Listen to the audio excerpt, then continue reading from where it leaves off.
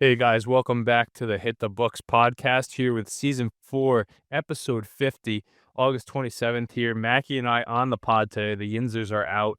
Mackie, how you doing today? We got a good slate of stuff. A lot of leagues are rolling, and we got the football season just around the corner. We're in week 0 right now.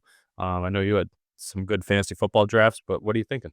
Yeah, dog days are officially over. We get college football this week. We get NFL next week. So, obviously, it's what we've been kind of waiting for. The MLB kind of slowing everything down. But yeah, other than that, we got a Ryder Cup coming up at the end of the month, and yeah, Mets playing a little better. Sox are playing good. Pirates still being the Pirates, but baseball's cooking up as well. Yeah, and if you guys aren't aware, Mackie and I have a friendly wager. I guess you could say Huff's in on it too, but we took our baseball teams to see who would finish with the best record at the end of the regular season this year. I thought it was to go the furthest, so at first I was looking a little shaky, but these past few months, my Red Sox really turned it up, and now we got a good race here between the Red Sox and Mets to see who finishes with more wins. Hopefully, both our teams can clinch the playoffs, and who knows, maybe we even get a World Series matchup. But that one's pretty fun. Pirates pretty far behind. Like Mackie said, though, some great NFL starting up here. I got my fantasy drafts. They got 3 in the next week. I know you had some the other day. You had some good picks there, so we'll definitely talk about a little bit of football here. Some of the latest moves. A lot of teams announcing their rosters as final cuts were just underway. Like you said, college football starts off with that great game between Texas and Ohio State. We had some college football last week too. That was pretty fun. I don't know if you threw that on your TV. And then we got some news out of the NHL, and like you said, golf's pretty hot as well. And then I did want to give one quick plug to start the pod here. What about Rajon Rondo being the #1 ranked flag football quarterback by Instagram users? Yeah, I want to say who ranks these guys? Like, what makes him the #1 flag football? Who's in charge of making these rankings? I did see some highlights. Though. Ugly throw, but they're Yeah. pretty good, pretty Yeah, they were precise. dots. The release was crazy looking, but I guess he's used to throwing a basketball. But He's no yeah, it's what he's known for. So I guess there's got to be some college guys that were playing D1 NCAA that didn't. There's so many football leagues. Though. So one thing you got to remember: either guys stop playing, or they're going to play in a lot of these minor leagues throughout the U.S. or in Canada, playing practice squad or whatnot too. So I mean, there's got to be someone else out there. But I thought it'd be pretty funny to throw that Rajon Rondo note in there, seeing that all over social media. All right, so let's jump into the NFL here first. I know that's what everybody is really getting ready with. I think we'll save our top 5 teams heading into the season for the end here, Mackie. Let's start off with some of this news here. Um, a lot of stuff coming about. We were talking about Terry McLaurin a few weeks ago. Was he going to leave? You got your Micah Parsons situation still up in the air. I saw him sitting on the table and watching Cowboys games, not looking too great. But the Washington Commanders were able to reach a deal with their star to avoid shipping him elsewhere or him sitting out, as Terry McLaurin agreed to a 3-year, $96 million contract on Monday. Nice extension by the Commanders. Jaden Daniels gets his guy back, and he's one of the star receivers in the league. What do you think about this move? yeah, obviously, the trade request was kind of just like pulling their arm there, just get this done or I'm out. But obviously, he wanted to stay in Washington. He wanted to stay with Jaden Daniels after that year that they just had, and he has Deebo Samuel aside him this year. So, a lot less attention will go to him. Obviously, I think he's still wide receiver 1, but to get some help on the other side, it's gonna be a lethal Washington offense this year, I think. Yeah, especially after going to the NFC Championship last year, like you said. I mean, he stuck through it for a while. Guys like Sam Howell throwing him the ball, a plethora of names, Heineke, some even other ones that are slipping my mind right now. But you're right. I think it was just a ploy to make sure he got his money. He really enjoys being there. He loves playing with Jaden Daniels, like we saw last year, just electrifying. And I know it's kind of tough to pay these wide receivers a tough position to play. We saw the Bengals do it, and they can't afford a defense. We saw you guys do it with Lamb and all your other skill positions on offense. Now you're in that tough spot with Micah Parsons. But I think this Commanders team, they're pretty young on both sides of the ball. They had to pay somebody some big money, and it makes sense that goes to Terry McLaurin. Scary Terry staying in Washington, looking to have a repeat season like last year in the NFC East, and I just can't imagine what this offense would have been like without him. I know Debo's there, like you said, but they're going thin on running back now, moving Brian Robinson to the Niners and having Bill Ja'Cory Krosky-Merritt, one of the biggest names in fantasy drafts right now, take over the lead role. But McLaurin's going to be getting over 1,000 yards, I think, this year. I think his line set at 1,000.5. So you taking the over on that one? Yeah, right. I think it was 1,500, but yeah, right around there. Yeah, I mean, they're also in a situation where they don't have to pay a quarterback just yet, so they have a little extra money to throw around because Jaden Daniels is still on that rookie contract, right? yeah, definitely. He's only in his second year here. Yeah, So yeah. that whole defense, too. I mean, Sam Ristel, a lot of those guys on the defensive side, pretty young as well. And their running back room is pretty cheap, too. Probably the highest paid guy, I would guess, is Austin Eckler, as Merritt wasn't a high pick. But this Commanders team, I expect a little. I do think they take a little step back. I Yeah, I think was gonna say that. I they expect ov regression. they definitely over I mean, I wouldn't say regression. I mean, if you look at the regular season last year, they weren't really anybody to worry about until they got into the playoffs. I'm not sure if they snuck into the playoffs or not, but, I, There's a wild card seed. yeah, they were a wild card. I forget how many games they had, either 10 or how many games they won, either 10 or, 11, but get into the playoffs, get a few, pesky wins, and, you get to see an NFC championship game with them in it, so obviously, they overachieved last year. I don't think they're gonna get back there this year, but, I mean, just being a playoff team for Washington, I mean, with the last 10 years that they've had is good football for them. Yeah, obviously a lot of the stardom goes to Jaden Daniels. That defensive side of the ball, guys like Wagner and Lattimore coming over to help out with those young studs they had on the outside is really nice to see. But I really think it was the coaching change. They brought in the head coach and the offensive coordinator. I believe it's Dan Quinn, right? Alongside Cliff Kingsbury as the OC spot. I mean, it's just a great mix of talent they had there. But they're in one of the toughest divisions. I expect your Cowboys to bounce back. I like their ad of George Pickens, and if Dak Prescott can stay healthy, he is actually one of the better quarterbacks in the league, in my opinion. So I expect them to keep going, and I expect the Eagles to be strong. We gotta get Mike on the field too. Yeah, that's crazy that we're still this close to the season. He's holding out. We saw another move here we'll talk about is Trey Hendrickson signing was a big deal. We all knew he was going to stay with the Bengals. They really needed to. They addressed their defense by getting through contract negotiations with Hendrickson and Shamar Stewart, their first round pick. I thought that was a pretty big move by the Bengals to keep him around because without those two guys, I mean, that defense is pretty thin. We know what they have on the offensive side Thin of the as it ball. is. Yeah, that offense is going to put up big numbers. I picked Barr to win the MVP this year. Look at Jamar Chase to get the Offensive Player of the Year. Clean sweep of the offensive awards from the Bengals is very, very much possible. But you got to get some pressure on the QB with that weak secondary, weak defensive front. So Hendrickson and Stewart, big moves there. I think keeping him is awesome. But they're going to have to look to extend him, I think, too, because it's just a 1-year bridge deal, right? Yeah, he's definitely gonna want more down the line, so it's just a filler for now, but, I mean, he's a guy you need on that defense, especially with how, like you said, how thin it is already. Can't lose him. Yeah, and they're in a tough conference. You know, you have the Bills, Josh Allen, you have the Chiefs with Patrick Mahomes, and a bunch of other budding teams. My Patriots hoping to make some noise. The Texans are still really good. Chargers, Broncos, even the Steelers, and obviously you have the Ravens too. But good plays by the Bengals to keep their guy around. One of the best pass rushers in the league, I think, too. So happy to see him stay on the Bengals. We'll see them in the prime time a lot, and hopefully they can get those points down, getting scored against them. Another move here, kind of looking like we're in 2015 a little bit. We saw Keenan Allen go back to the Chargers. We see Brandon Cooks back with the Saints, and now Amari Cooper and the Raiders have agreed on a 1-year deal worth $3.5 million. He has some bonuses included too, 500K and 2 million in incentives. So the maximum value is 6 million for him on a 1-year deal. Going to join Geno Smith, Pete Carroll, Ashton Genty, and Brock Bowers. Oh yeah, they have Jacoby Myers on the outside too. They're looking to trade him. So maybe this is kind of a sign that Jacoby Myers is in fact going to get dealt. They have Brady at the helm running their GM office. So that's pretty funny to see too. But what do you think about AC coming back? No more AC/DC as Geno Smith's the quarterback, no more Derek Carr. But I still think he's a good receiver, kind of bounced around the last few years. And I expect him to be a pretty significant part of this offense as a second fiddle behind Brock Bowers in the pass catching game.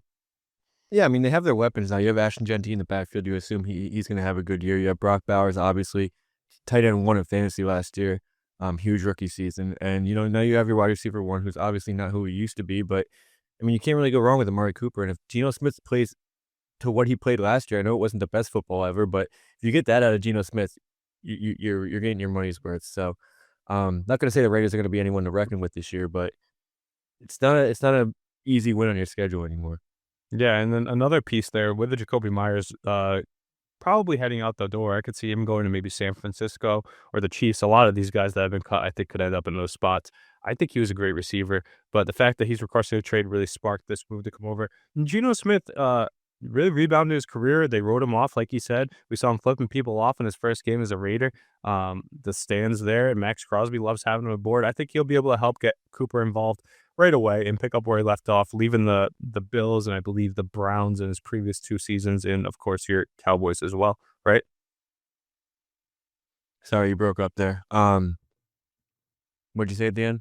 Yeah, so Amari Cooper, didn't he play for your Cowboys for a little bit Yeah, there yeah, too? he was wide receiver 1 for a minute, yeah. Yeah, before you got your big names back in there, but He was decent in Cleveland, tough situation. Didn't get as many looks as I thought he would have in Buffalo, but that's a crowded rumor. Josh Allen likes to spread the ball, but I think he'll definitely be getting at least 5 targets a game here on this offense. Although they do Yeah, for have sure, a for sure. sleeper that we'll get to our sleepers a little bit here for fantasy purposes, but Dante Thornton Jr., the 6'5" receiver coming out of college, the rookie, I think he's going to play a significant role in that offense too, playing alongside Amari Cooper would definitely help out. So we'll have to see how this Raiders team will be. My What do you got Patriots him team in at? week You're one. talking them up here. What do you got him at? How many wins? The Raiders, I don't think too many. I think they'll be a bit more competitive than they were the last few years. They had very weak quarterback play. Aiden O'Connell coming around a lot. Um, they also went and traded for Kenny Pickett as a nice backup to Geno Smith. I think those Browns, they signed all those quarterbacks. I think Huntley they ended up releasing. Now they're trading Kenny Pickett for a fifth rounder, a 2026 fifth rounder to the Raiders. So not a bad core. I don't think they're going to make too much noise. They're in probably the toughest division in football, if not one of them, with the Chargers and Broncos really stepping up their game the last 2 years, bringing Harbaugh and Bo Nix, Sean Payton to compete with those Chiefs in the AFC West. But this Raiders team, we'll see. We'll get a good emphasis on them week one. My Patriots have big expectations this season. We should be able to handle business against them, but they have a lot of different options on offense now, something we haven't seen from the Raiders in a while. So could be the first time Vegas can actually put up a little bit of points in the black and silver.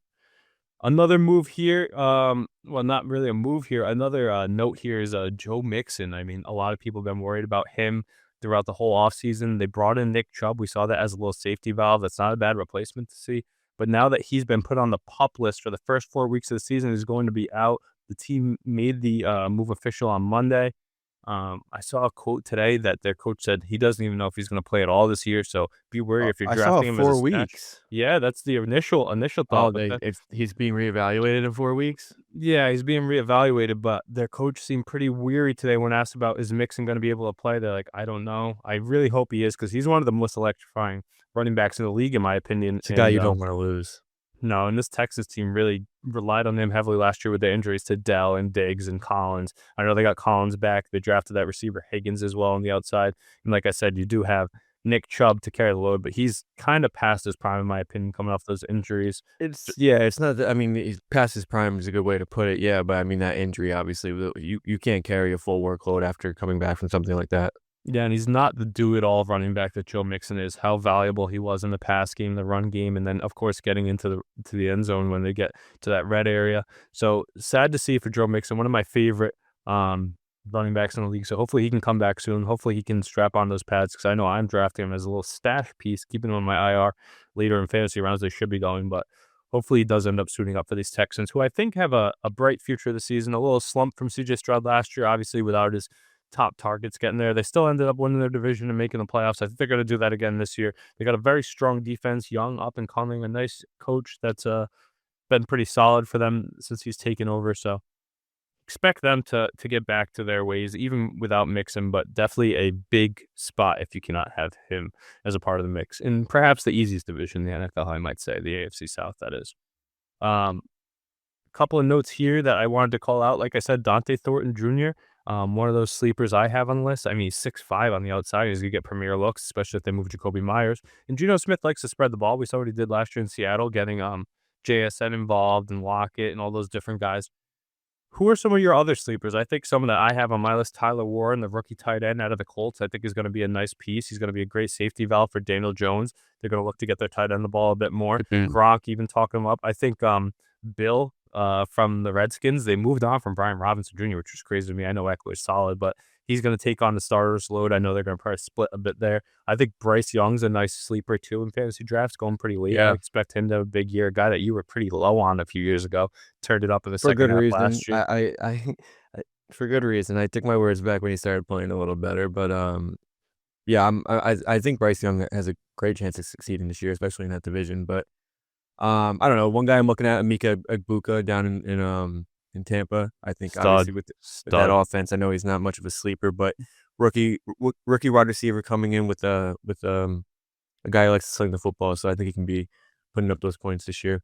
Yeah, he was showing out in preseason and training camp too. All those highlight reel catches. He was on Ohio State, of course, one of the top two wide receiver factories in college. And with Chris Godwin out, and then we saw Jalen McMillan take that top injury as well. He's going to be playing second fiddle. Mike Evans, who demands a lot of coverage, and Baker likes to spread the rock. I expect him to have a huge, huge season. And then what's his name? Tez Johnson ended up making the team too. He's pretty electrifying. That Tampa Bay Buccaneers offense, man, is just dynamite. I could see a huge year from Baker Mayfield here. Again, yeah. He's gotta limit the turnovers, and he's good. One of the easiest guys to be a fan of in the NFL, in my opinion, Baker Mayfield. Resilient, that drive he led for the Rams to really put his career back on track, and he got paid the money, and now he's Got just him showing paid, out. man. Yeah, taking One over for drive got him Tom paid. Brady. Tom Brady changed the culture of that Tampa Bay Buccaneers team. Now they're just a winning franchise that it has their eyes set on another NFC South crown. But yeah, if you guys are listening to this, let us know in some of your comments. Let us know in our Instagram, Twitter, whatever it may be, who you're looking at for sleepers this year. Definitely looking at a lot of these rookies to make some noise. Maybe Dylan Sampson up there in Cleveland as well, with Ricky Judkins sitting Pearsall out. having a good year too. I know he's not a rookie, but no Brandon Ayuk this year. Yeah, a lot of question marks. Juwan Jennings too. I know they went and got Sky Moore. I could see Kendrick Bourne getting over there potentially too. That's another point I have here. We just saw the 53-man rosters. A lot of interesting cuts. Guys like KJ Hamlet, Hunter Renfrow, Kendrick Bourne. A lot of teams like the Steelers are looking for a wide receiver too behind DK Metcalf. The Chiefs are always looking to add, and the Ravens, those 49ers, I think are going to make a big play. Bourne used to play there. I still think he's a solid receiver. I could see him ending up somewhere. And Renfrow making his return in the NFL, getting cut after the preseason. Any other names stand out to you from these roster cuts that you think could go elsewhere? No, I don't. Not big news. Do you see Danny DeVito or not Danny DeVito? Tommy Tommy DeVito. DeVito coming to my Tommy DeVito Patriots. over to the Patriots. Yeah, kicking the dick for those Giants. But I don't know. How do you feel about that signing? I don't think he's terrible. I think he could be. He's probably not your backup, right? He'd be a third string. Well, yeah, we have Josh Dobbs, and he's a little bit on the older side. I think Tommy DeVito is one of the better backup quarterbacks in this league. He stepped into a lot of moments and shown glimpses of being good. He's very mobile in the pocket, and he has a lot of hype around him. Still really young too, so why not take a flyer on a guy like this? You know, Drake May's your guy. He's not competing for the job, but to have him in the quarterback room is not a bad thing. It's good to have three on the roster And as well. honestly, with that Giants offensive line last year, for him to even do what he did, I mean, kind of impressive. You get him in front of a better line, maybe he can make some noise. Obviously, he's not going to be playing with Drake May, but God forbid something happens to him. You have a guy that can step in, maybe win a game or two. Yeah, definitely. Not a bad guy to bring in. I was surprised that the Giants cut him, but that quarterback room so deep. I mean, you got Russell Wilson, you got Jameis Winston, of Yeah, course, what are they going to do Jackson at that Dart, who point? is. You're not going to get rid of Jackson. We saw how good Jackson Dart looked in the preseason, and how high he was drafted. I wonder if he'll get some starts this year. Well, that's to be seen. Wouldn't hurt him to sit for a year, kind of like Mahomes did, but his skill is definitely there, and they're ready to go. But with all these moves, I think we can get into our big topic of the day, our positional ranking. But this one's going to be the team ranking here. Mackie, let me know who your top 5 teams are coming into this season. I'm going off the dome here, so Yeah. I'm just gonna free ball it. I'm gonna go 1 to 5. I'll go. You got to go defending champs 1, Wow. right? Don't you have to? I mean, I'll I go can see a Eagles little bit of 1. regression. They lost some players. They added to the offense, but You they still still have have all the enough. You still have all the key players. Eagles 1, best offensive line in the league. Obviously, they have that Strong system. defense too. Yeah, strong defense. They have all the weapons on offense. It's hard to go against them. I'll go Eagles 1. I'll go 2, 3, 4. I'm gonna go Chiefs, Bills, Ravens. I think it can go any which way. Top 3 QBs. Yep. But I'm gonna go those 3, 2, 3, 4. Obviously, for obvious reasons. But you just gotta see Lamar be a little more effective in the playoffs, and I think that Ravens should be too. Honestly, with everything said and done. And fifth team. Am I missing someone obvious right now? Maybe No, the there's a lot of teams Lions. you could put there. Yeah, that's not a bad pick. I mean, look how good they were last year. I'm eager to see, though. They just lost their offensive and defensive coordinator, Aaron Glenn, moving on to the Jets, I believe, and Ben Johnson going to the Bears. So can Dan Campbell do it on his own? He has all the skill on both sides of the ball. Nice little pick in Isaac Tesla. You get Aiden Hutchinson back as well. I mean, that team's poised for success with how deep their roster is, and Jahmyr Gibbs looking to make an even bigger jump this season.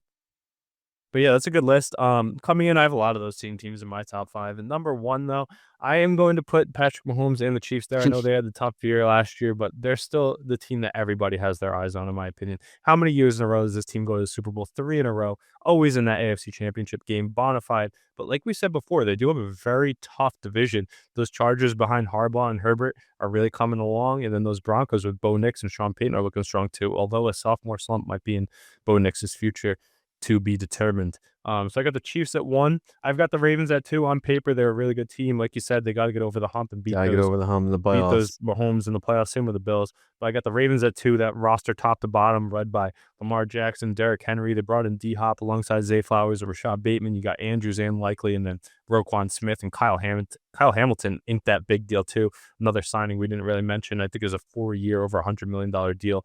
He's a perennial Pro Bowler for years to come. They added Jair Alexander on the outside with Marlon Humphrey and Nate Wiggins too. So that team's going to be very strong once again. I got the Ravens at the two, defending champion Eagles at three, although I think they could face some pressure from your Cowboys if they can stay healthy. And of course, those Redskins, Commanders, whatever you want to call them, are a very strong team in the NFC East as well. So we got Chiefs, Ravens, Eagles for me. At four, I'm going to go with the Bills.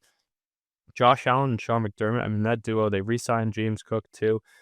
Yeah, there's some question marks in the receiving room. I think Keon Coleman steps up a little bit. Josh Palmer looks like a nice add. Kincaid take another step forward. That defense always plays strong under McDermott. A lot of young guys like Gregory Rousseau that are going to be having strong years.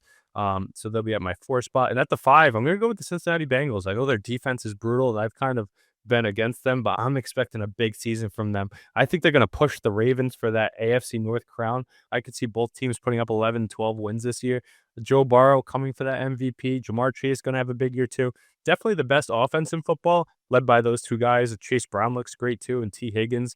They brought in Noah Fant, I believe, as well. So I think that defense with a little bit more help to Trey Hendrickson with Shamar Stewart. Cam Taylor Brickett's a year older. It can't be as bad as it was last year, right? But You they should can't. have That's the thing, is that it can't be as bad as it was last year because you gotta assume the defense does a little better, and the offense is obviously gonna do what the offense does. But even if it gets some 10, 11 wins, where like when you get to the playoffs, you're not gonna be able to keep up he is the one guy that's been able to get over the hump and beat Patrick Mahomes in the with AFC the top Championship 5 game. defense in the league too. They held them to Yeah. what, 17 points, if that. Yeah, it's crazy. So they're gonna have to take a big step forward, but I think they're poised for it. A little bit easier schedule this year too. I think that the Steelers take a little bit of a drop off. I think the Browns are going to be not as bad as we think, but they're still going to be in the bottom of the division with a lot of question marks and young guys on that side.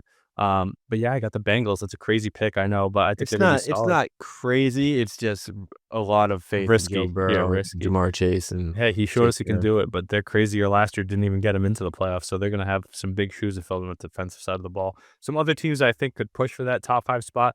The Rams and the Niners. I think the Niners have a bounce back year. Yeah, they have some question marks, but they're still loaded. And McCaffrey looks very healthy. Purdy's a solid quarterback. You have Kittle. Uh-huh. That old line's always great, and that defense is always pretty stacked too. Fred Warner and Nick Bosa leading the way.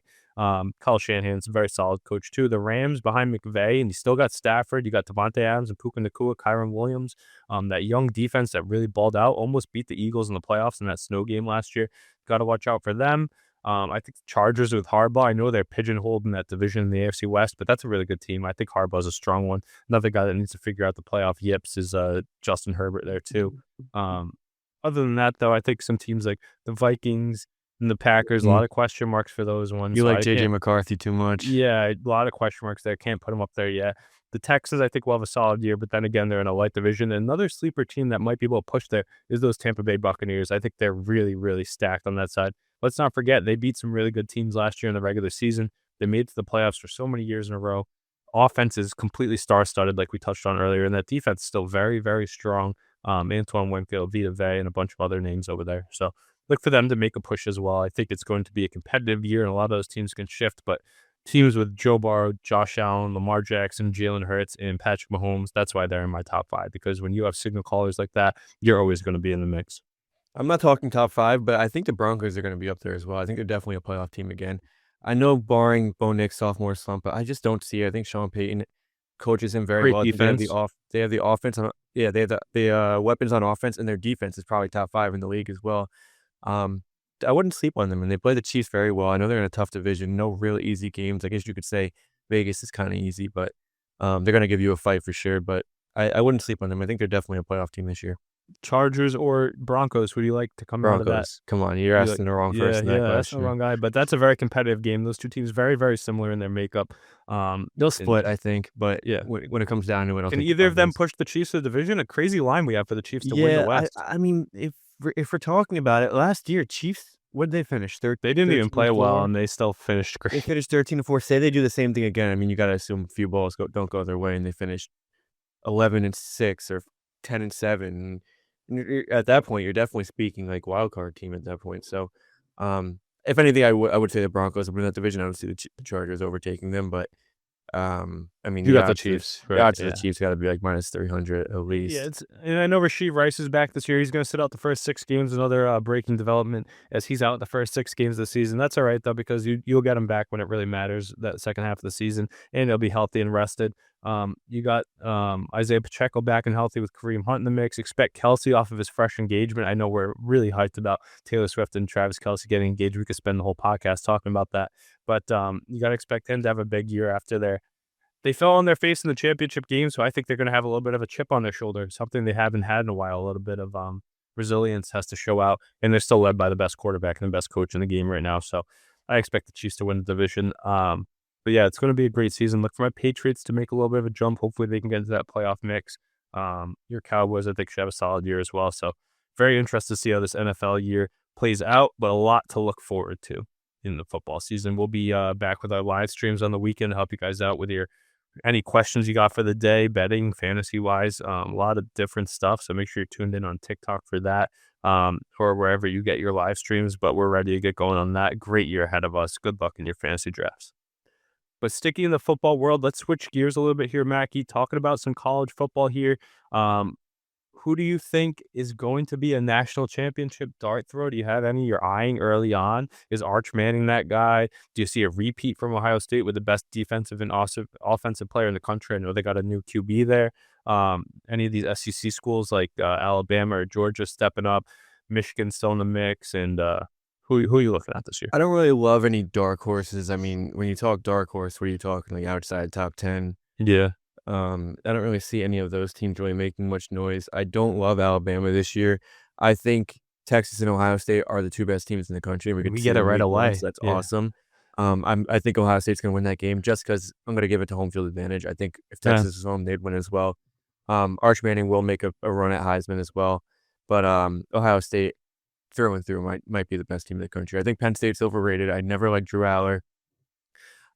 He's back, might be his 4th year now Yeah, starting. another So year under his belt, and he's been in the I big mean, moments he's now. gonna put up numbers. He's gonna do his thing. I just don't like him in the big moment. I don't like James Franklin in the big moment either. But that defense is one of the best in the league, or in the conference, I should say.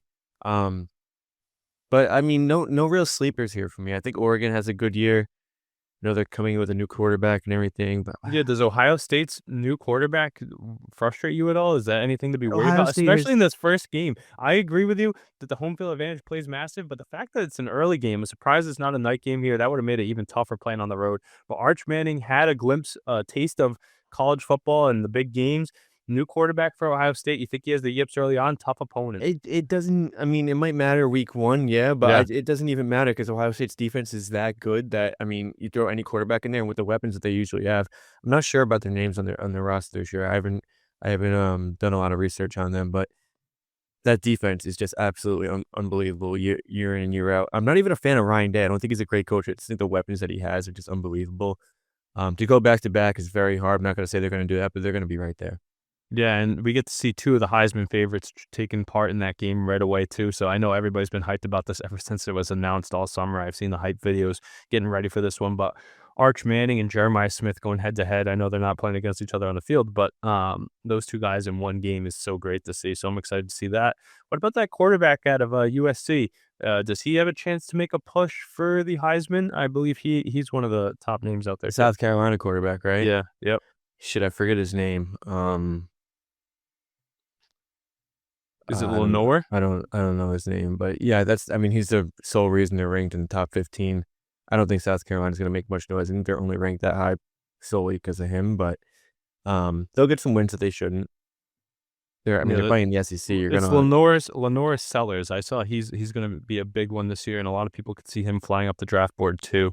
So I that's going mean, to be if another guy he, to keep an eye on. that SEC schedule, you're going to be playing the best teams. He'll get a win or two against one of those top teams, and that'll be just enough for him to get up there in that draft. But I mean, South Carolina is not going to be making noise this year, I don't think. Yeah, as a dual threat QB, though, definitely could push for a Heisman with some of the stats he'll be able to It's accumulate. like a it's like a Lamar Jackson, Louisville type situation. Like they're not a They're not best going to team in push the for a league. national championship, but he can push for a Heisman, a top draft Yeah, pick. for sure, for Yeah, sure. that'll be fun to watch. A couple other games for this first weekend that we're highlighting: LSU versus Clemson and Notre Dame versus Miami. What's the better one to look at for this one? Um, I'm gonna go LSU Clemson. I think Clemson comes out on top, but LSU 0-5 in their last 5 season openers after winning that 2019 national title. So that's something to look out for if you guys like trends. Um, but that should be a good one for sure. Notre Dame, Miami. Miami moving on from Cam Ward, so we'll have to see how they're able to hold A on lot of without him. question marks. A lot of question marks for that team. But Notre Dame coming off a national title appearance, I think they should bounce right back, and I'm gonna give it to Notre Dame there. Yeah, one of the strongest teams in the country year in and year out. So that's going to be exciting. A full slate, though. We're excited to get into it. I'm sure Mackie and Huff will have some picks for you guys that will officially get out there. But I'm excited for some football and that Texas OSU game, man. That's just going to be absolutely dynamite, taking over the brunt of the day. But after that, we get some good games as well. So definitely looking forward to get some college football here in the mix. Shifting on to the NHL, out of the world of football here, there is actually some news here. I think some of the big things are that Olympic development camp for each country has been putting out their rosters. I don't know if you looked at the USA roster. Any thoughts on those invites there? Pretty hefty group there. I think 4 goalies, 5 sets of lines, 5 or 6 sets of lines, 5 or 6 pairs of defensemen too. So anybody you looking for to make the team that wasn't on that Four Nations face-off? I'm looking at some of these young guys like Tage Thompson and Cole Caulfield. I'd have to go back and look at the list, but do you have it anywhere? Yeah, off the top of my head, I saw a bunch of names that were added to it. One of the crazy ones that was left off to me was Lane Hudson. I thought after the rookie season he put up Wow, for, really? yeah, for No defenseman. Tage Thompson either? No, Tage Thompson got invited to the camp. Okay. Your guy, what's his name? Shane Pinto was invited to the camp too. That's Was pretty he? pretty Good interesting for to see. him. Yeah, I think 6 or 7 lines, like I said. There's a lot of guys I mean, invited this year. they're gonna make a lot of cuts, yeah, but I mean, to even be, like, in that conversation, good for Yeah. him. Yeah, it's awesome, especially as such a young guy. But I'm really hoping that Tage takes the spot here. Could see guys like Trocheck getting bounced from lineup, Brock Nelson as well. Kevin Hayes got invited, probably the oldest guy in the mix. So that's pretty cool to see too. No Patrick Kane. A lot of defensemen returning. And then for goaltenders, I think the only goalie they added was Joe Decord to the 3 that were on the Four Nations team, Ottinger, Swayman, and Hellebuck. Do you think Decord can push any of those goalies out of the mix? No, I think the 3 are kinda set, but, just to be in that conversation, get that burn up there with the practice with those guys is pretty cool. I'm trying to look up this roster right now, sorry. Yeah, no worries. I think it's going to be pretty electrifying, this Olympic tournament. Got to remember, there's no fighting this one, too, so that takes the Kachuk element a little bit out of it. They're going to be banging all game long, though, so they're going to be ready to go. I'm eager to see if Canada matches the physicality by inviting Tom Wilson. Obviously, we have no Team Russia in the Olympics as they're barred from competing with their world issues going on right now. So it's not true best on best, but I still think USA and Canada are the teams to beat. Obviously, Sweden and Finland will be right there in the mix as well. Yeah, I just found it. 16 defensemen got invited. That's That'd be nuts. that's pretty crazy camp, though. I mean, the amount of talent for Team USA is crazy, and it keeps getting better and Yeah, better. dude, this is nuts. A lot of young guys in the mix. I think Logan Cooley got invited as well. It's another guy that could be pushing for a roster spot. How many defensemen do you think make it? 7. 7. Yeah. So you gotta think, I'm looking here at McAvoy, Hughes, Werenski. Fox, Hughes, McAvoy. That's 4 right there. You think Fox makes it again after that tough, not a tough year, but from his standards, I mean, down year? he's locked in, regardless of if he deserves it or not. He's locked in to a spot. You gotta assume Brock Faber, Yeah, he was on it last year. Jake Sanderson ended Jacob up getting. Slavin. Yeah, Slavin. And He's then you have great. you have Sanderson, you have McDonough, you have Brady Shea, you have Alex Vlasic, Seth Jones. It's crazy to me that Lane Hudson wasn't invited to this camp, though. I mean, dude, the names here are just ridiculous. I mean, I think even if he was invited, he wouldn't make it. I think a lot of the swaps are going to be more on the offensive side than the defensive side for Team USA. Like I said before, guys like Trocheck and Nelson I could see going out. I think Thompson's going to be a lock to make this lineup this year. Caulfield, it'll be interesting to see if they go with him. I know he's a bit undersized, but he would be a Skill nice guy. I mean, skill guy. on a team like this, you could use a guy like that. we kind of saw Jack Hughes disappear a little bit. That's the undersized guy when it gets the best on best gets a little bit Yeah, I guess forgotten you're in the right. game. You're right, So man. that could be something to watch. Logan Cooley, another young member. Any other new names up front jump out to you? Matt Boldy. I like Boldy a lot. Yeah, He's I'm big great. on him. Alex Tuck. Yeah, Tuck's an interesting one too. You got guys like Frank Nazar. I mean, you got So young. Do you see the deal he signed with the Blackhawks too? I mean, so much guaranteed money with how like, much did he get? oh, I let me look up the Frank Nazar deal. But yeah, some of those other names pretty crazy. I like seeing the young guys um on this list. Let me look up the Frank Nazar I mean, dude, contract. there's so many good names on here. Yeah, he signed a 7-year contract worth 46.13 million, so Oh, an that's so average sick, salary of dude. almost 7 million, 7 years, and he hasn't Good even for played him. in the league that much. But they're loading up for their future, I guess, with that move, and it's a great cap hit if he does turn out the way this is expected to. Yeah, for sure. This Un- team's un- gonna be loaded. I'm Yeah, excited for this. they should be able to take home a gold. We're itching for Team USA to beat Canada when it matters most. So that's going to be so fun to watch. I think it's pretty cool that they're doing this extended camp too before the season starts. Another note for the NHL here. I don't know if you saw this one. Obviously, the Canadian Olympic camp will be underway here shortly too. But the Oilers plan to offer Connor McDavid the highest value deal in the NHL after that camp concludes, looking to get a September deal done before his contract expires, similar to Leon Draisaitl last year. But do you think it makes sense for him to stay in Edmonton? Are you happy that he's probably going to stay there? I think it makes sense. I genuinely don't think he's gonna stay there unless they win. I think he's going to sign that deal before the year starts. He has an extension. They're gonna sign him to an extension. Yeah, they said that they're assuming a lot of the looks are right now that right after this camp concludes, before the season starts, they're going to extend him with the highest deal in the NHL ever. Similar like they did with Draisaitl last year, lock him up before the year starts and kind of get that out of the way. If you're McDavid, why would you stay? I You're mean, you're you're he 9 wants to win there. He's a you're 9 Canadian who's years young. you're 9 years into the best start to a hockey career maybe ever.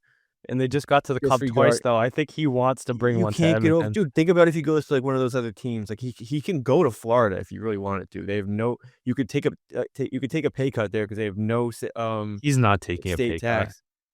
Why? They have no state tax. You make more there than you would in Edmonton I making think Connor 3 million more McDavid, dollars. as a hockey player, though, You go to Tampa. he wants to stay in Canada and win a cup with his team, show that he can do it. The problem is that Canada hasn't won a cup in, what, 20 something years. Yeah, it's He Canada. wants What's to more bring it to likely, Canada, that but, or like, he's also anything else? from Toronto. He can go to Toronto and do the same thing. He does. Nobody Don't wanna wants see to him go to in Toronto. Toronto. Yeah. I would pay so much money to see him in Madison Square Garden.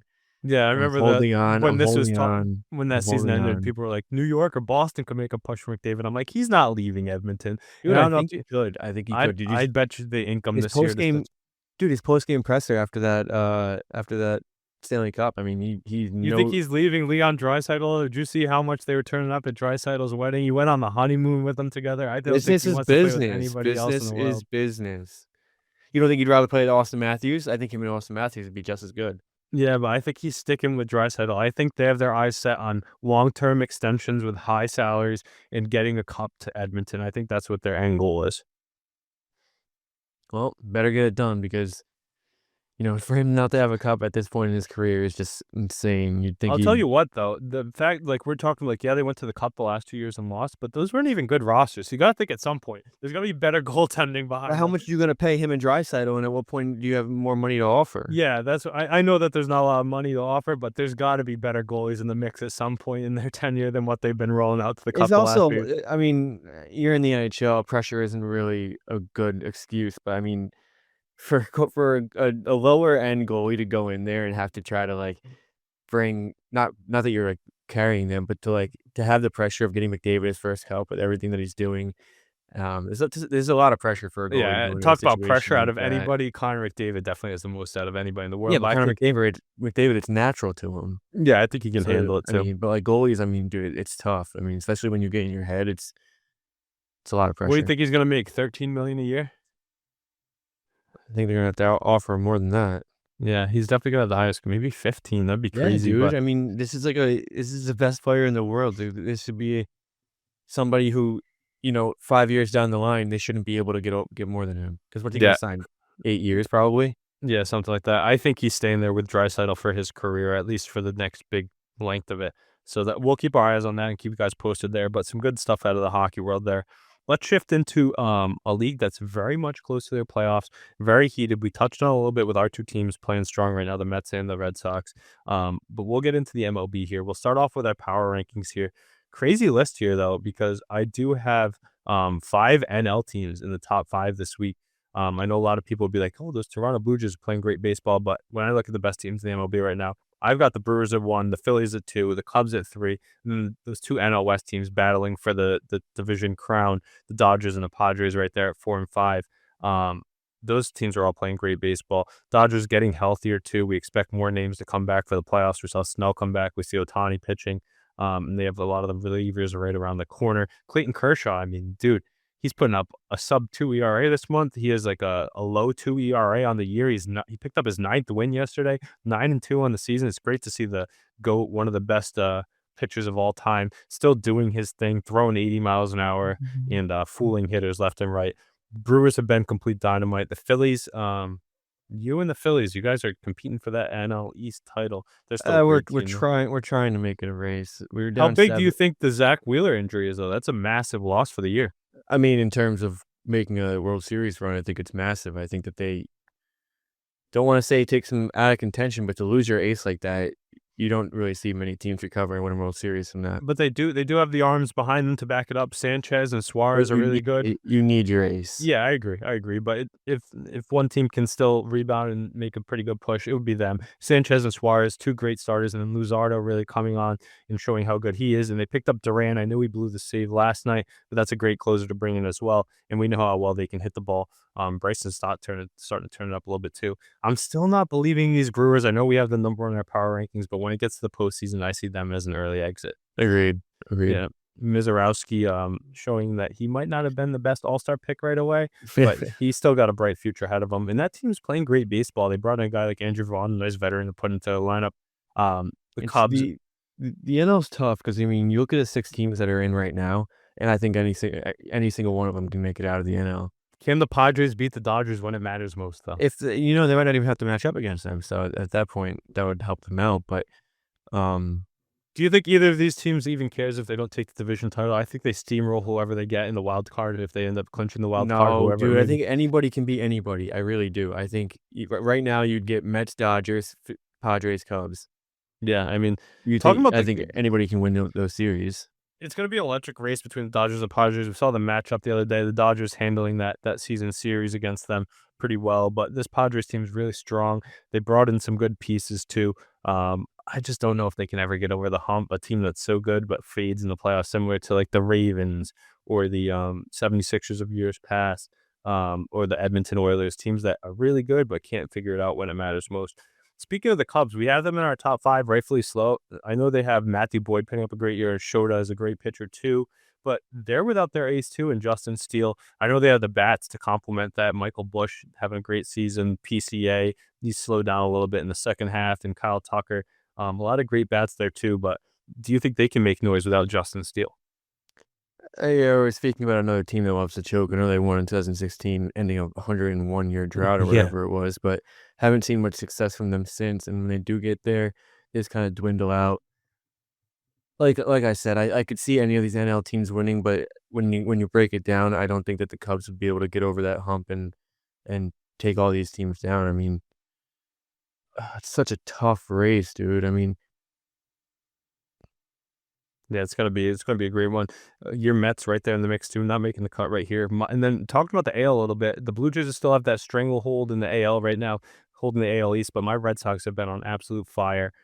Led by, I have a note here, Aroldis Chapman is on a 13 appearance streak of scoreless outings, including a streak of at least one strikeout in 10 consecutive appearances and converting his last 4 save chances since July 26. On the year, he has a 1.06 ERA and a 0.69 WHIP. Um, in 2025. Is this the best season of his career? At 37 years old, introduced that sinker, throwing the ball 104 miles an hour and whatnot. So, is I this mean, his with best numbers career? like Yeah. that, it's hard to argue that this isn't the best year of his career, but at 37, it's just absolutely insane that he's doing this. I said it earlier, I said the Red Sox, if not the scariest, definitely the scariest team in the AL as of late since the AL's wide All-Star open break. too. I just don't think there's many competitors in the AL. I think, The Astros. Tigers are not gonna get there. I think Blue Jays yes, they have the roster, but Blue Jays do the same thing. They choke every year. Astros could do the Astros. They're always kind of That's a good in play. organization. Last year they were a first round bounce, but it's still the Astros. I think the Red Sox are the scariest team in the AL right now by far. Yankees don't really scare me much. Mariners don't scare me much. The Yankees bullpen, man, they've been an Achilles heel for them all year, but they still are able to hit home runs, especially in their smaller ballpark. They've just been tearing the cover off the ball. Stanton coming back around. Ben Rice looking like a stud. Trent Grisham, too. My Red Sox, though, way ahead of schedule. Roman Anthony, he's going to be the face of baseball in a few years. That guy's been absolutely dynamite. Alex Bregman, the veteran appearance. And then Lucas Giolito threw an 8-inning gem a couple nights ago. He's been a great resurgence. Him and Brian Bayo, alongside Garrett Crochet, who I think is going to win the AL Cy Young this year over Tariq Skubal, has been great to add to the mix. And then other young guys stepping up to the plate for the Red Sox as well. And then, oh yeah, they picked up Nathaniel Lowe, who was placed on waivers DFA by the Washington Nationals. He's hitting like 400 since joining the team. So just another bat to add to the lineup. But a very young and unproven team. Yeah, they have some veterans that have been there and done that, but they were definitely ahead of schedule. And then the Mariners are another team you're going to watch out for, sitting in that third wild card spot behind the Red Sox and Yankees. They added a lot at the deadline. They have a great pitching staff, great closer too. I'd keep my eyes on them as well. Right now we would get Mariners, Astros, Sox, Yankees. That'd be so That would dynamite. be so sick. Yeah, we need that. The Red Sox Yankees in playoffs. I mean, best rivalry in sports, in It my sucks opinion. because it would be a 3-game series, but It would be absolutely nails, though. And the Red yeah. Sox have had their way with them after that nice Oh yeah. series lately. They've been Red shutting them Sox own down the Yankees right now. rent free in their head, and a lot of young gamers. I think the Red Sox haven't even peaked yet, so good to see them continuing their dominance. Quick note on the Blue Jays: we saw Shane Bieber take his first start with them, and he was absolutely electric, pitching a quality start for them. That was a great ad, I think, at the deadline. A guy who was once one of the best pitchers in the MLB coming back looking truly dominant. You got Mad Max, Vladdy Guerrero, George Springer's having the year he's having. A lot of young bats stepping up alongside them too. Bo Bichette having a solid year as well. So it's nice to see those Blue Jays coming about. Bo Bichette and Trevor Story, two guys that turned it around this year at the shortstop position in the AL East. Who would have thought? Not those Orioles. It's the Blue Jays right there with the Red Sox and the Yankees. One more note here in the MLB, a crazy one. Cal Raleigh, the big dumper, home run derby champ, just continues breaking records. He set the MLB single-season record for most home runs by a catcher, hitting his 49th and 50th home runs to break the previous record of 48 by Sal Perez in 2021. This guy's absolutely dynamite. First player in MLB history, too, to hit at least 20 home runs from both sides of the plate. The switch hitter, we kind of showed that off in the home run derby, showing he can hit it from both sides. That guy's absolutely great. And they added bats around him, too, so can this team make any noise in the playoffs? I think they could. I don't think so. I think that they're gonna run into. At this point, they'll look at the Astros as division rival. I guess it gives them a bit of a better chance. But I don't love this Mariners team. They have Cal Raleigh. They have Suarez. They have Randy Rosarina, Josh Naylor. The yeah. pitching staff's loaded, though, with Castillo, Brian Wu, 25 straight, 6 innings pitched, quality starts. That's pretty crazy. What Wow, a I year didn't know he's that. yeah. That's a crazy stat. Yeah, 25 straight solid appearances from Wu, and he's only in his mid-20s, too, so he's nice to come along. They got Pitching Kirby staff. there. The pitching staff's nasty. Bryce It's Miller's not. back in the It's mix. not. It's not. I mean, ERAs. You got Brian Wood 2.94. Obviously, that's great. But the After names, that, though, you're looking at. those are aces, though. Castillo, Kirby, and Miller, those are good pitchers to have alongside Wu. You just can't trust like sub-4 ERAs. And have they ever done this before? No. So it'll be interesting. They got Munoz closing games out Exactly. too. But they have the hitters, clutch hitters that can show up. Randy Rosarino, we saw how good he was that run with the Rays. He's a nice bat to have in the lineup as well. So He was a rookie then. yeah, I wouldn't count them out though. Like we said, the AL is wide open. Meanwhile, the NL is clustered up with a lot of star-studded teams. But it'll be interesting to follow these playoffs because anybody can come out of it on both sides. Just keep our fingers crossed. We get a Mets and Red Sox World Series. That'd be awesome. That'd be nails. Yeah, but that's all. 86 rematch. Yeah, that's all about we had on the slate today for the pod. Like we said, a lot of NFL coming, the NCAA football heating up, getting here week 1 starting up this week. We had some nice games last week and that we were able to catch. Football, we're so excited that the NFL is back, and then the playoffs. We're close to another sports equinox here with the NHL, NFL, MLB, and NCAA getting underway on the same day here in just over a month. So a lot of sports to look forward to. Some good stuff going on in the golf world as well. I believe they have that cup between America and, is it England or Europe? That's like a month away. So we'll get into that more as we get there. But I believe they announced the rosters for that too. So that'll be fun to watch. Yeah, we could talk about that next week with Huff too, because I'm sure he's going to want to talk about that. Yeah, that'll be good. But like we said, a lot coming. Make sure you're tuned into our socials. We'll be posting our plays across all the leagues. Tune into our live stream as well. We're going to be breaking down the football world for you, these playoffs in the MLB. A lot of stuff to come. We're excited to get going with you guys on another year here. Thanks for tuning in.